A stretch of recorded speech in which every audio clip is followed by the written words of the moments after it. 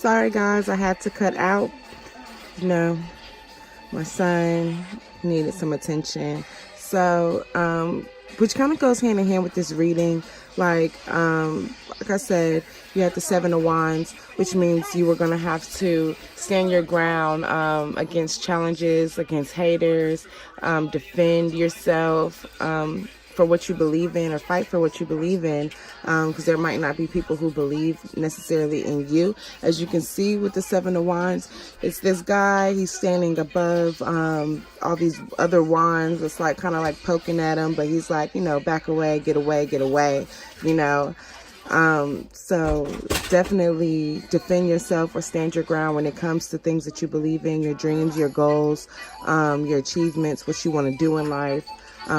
Whether it's love, work, anything. This is a general reading, so it may not apply to everybody. I just wanted to say that and put that out there as well. So your next card is the World, and the World is a very good card. It's a major arcana. So the World is the ending of a cycle. So with that being said, you know, going on into the month of January 2019, as far as you're going through all this stuff right here where you're defending yourself, you may come to an ending of that cycle where you stop defending yourself, because the World is a card of wholeness, achievement.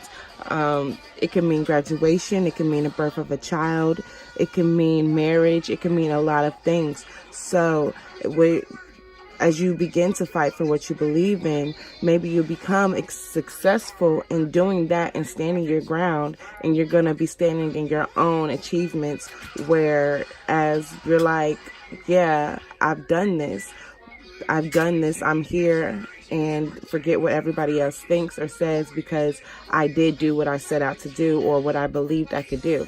The next card is the Seven of Swords. Now, we're going to zoom in closer to the Seven of Swords, or your first set of cards, which Seven of Swords is just, it's very unethical card, where, like, I guess as the storyline goes, it looks like you've been defending yourself, your place in the world, you got to the point where you wanted to be at, and then now you have either someone spying on you or you spying on them. So, you know, just be careful when it comes to your dealings. Like, as far as work, it might be a manager looking at you to see if you're doing what you're supposed to be doing. As far as love, it may be an ex-lover or a potential lover, or your current lover who's, like, you know, spying on you to see if you're, you know, doing what you're supposed to be doing. Or as far as religion and things like that, you know, just make sure that no one's tricking you into believing things that you don't believe in, for terms of money or any exchange like that. So, you know, just be careful when it comes to that. Or if you are the one spying, because it's a general reading, it could go either way. This could be somebody in your life, your family, your loved one, doing these things to you, or it could be you doing them to them. So it really just depends on how it resonates with you.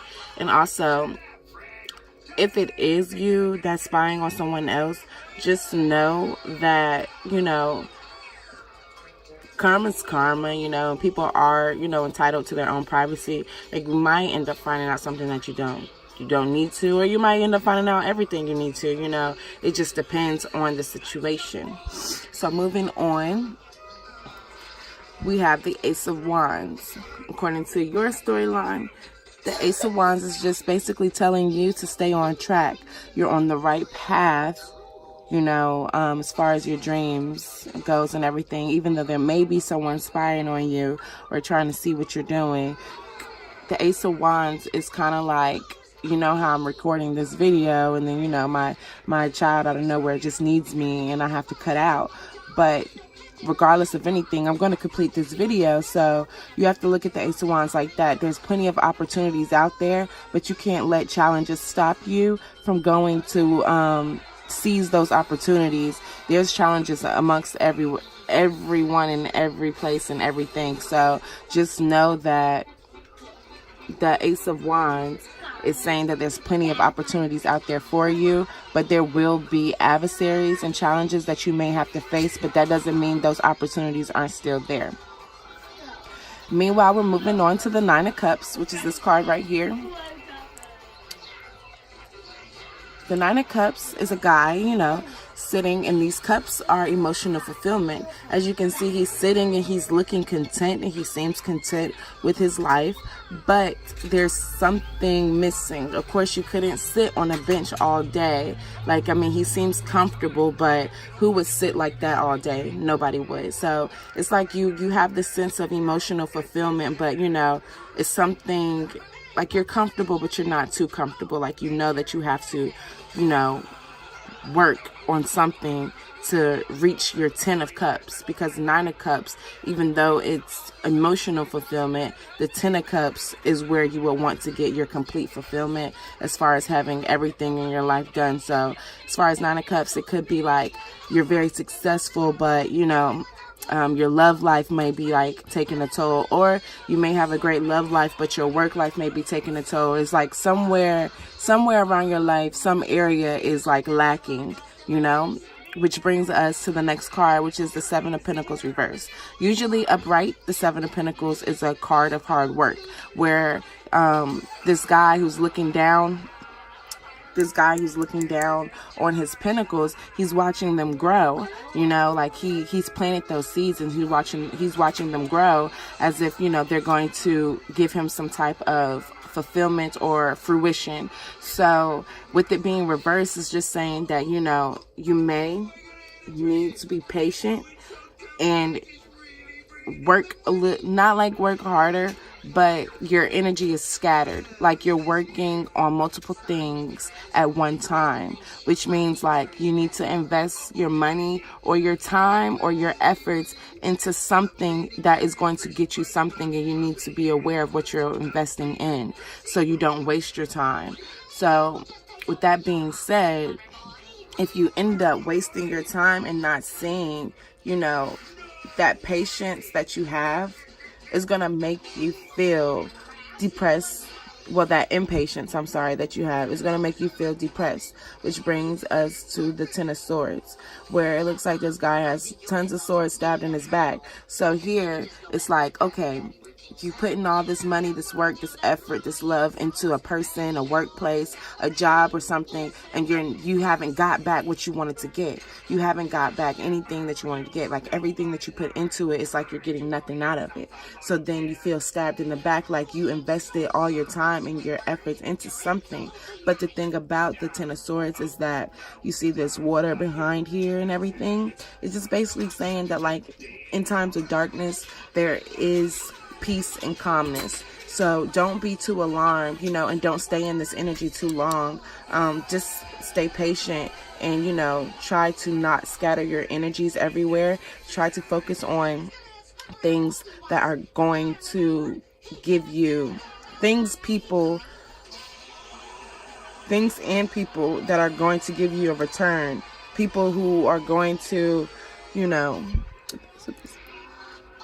people who are going to reciprocate, jobs that are going to reciprocate, you know, investments that are going to reciprocate back to you. So, you know, just make sure you're focused on that. And then this Two of Wands here is a very good card.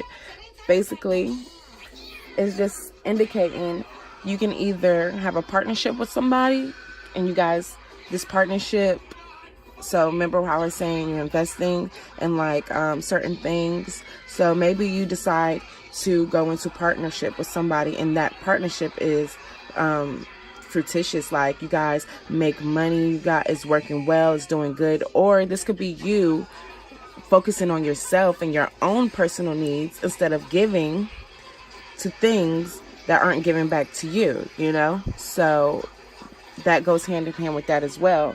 So, I mean, it indicates you reaching your personal goals. So then that brings us to the next card, which is the Four of Wands. The Four of Wands usually means a celebration of some sort. It could be marriage, could be anything like that.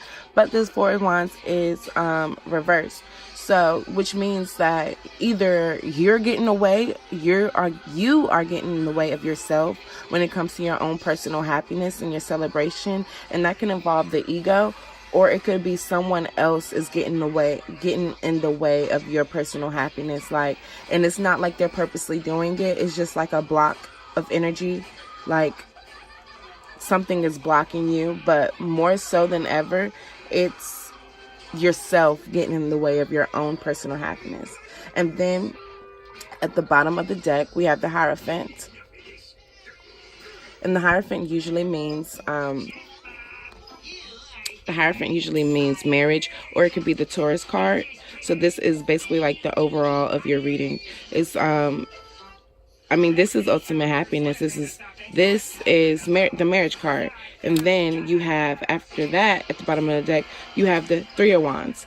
So the Three of Wands is a very good card. This is a card of victory. This is a card, he's standing above the world and he's looking down on everything that he planted, everything that he has created. And he's just standing on top of the heap like, yes, I did it. Like, I'm successful.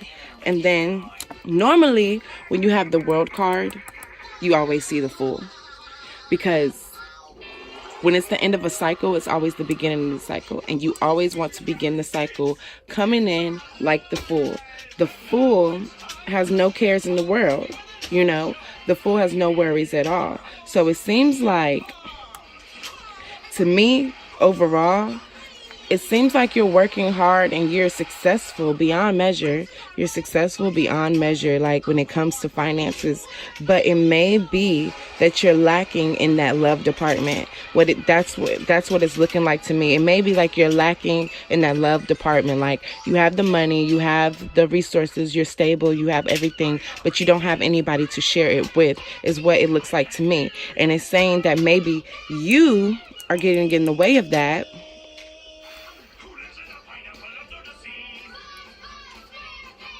Or maybe someone else is getting in the way of that. But it seems like you do have someone in mind, because you do have the marriage card.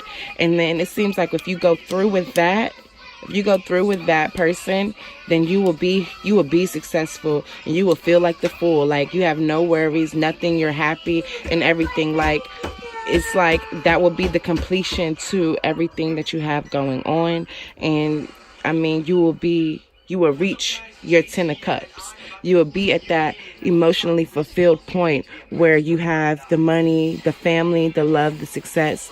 So that is your reading, Aries, for January 2019. I just wanted to remind you guys that this is a general reading and it does not apply to everybody. Take what resonates and what does not resonate with you. And if it doesn't resonate, then you can try to watch other videos that pertain to your chart, which is your sun, your moon, or your rising. But this is for Aries, sun, moon, and rising, and I hope you guys enjoyed your reading.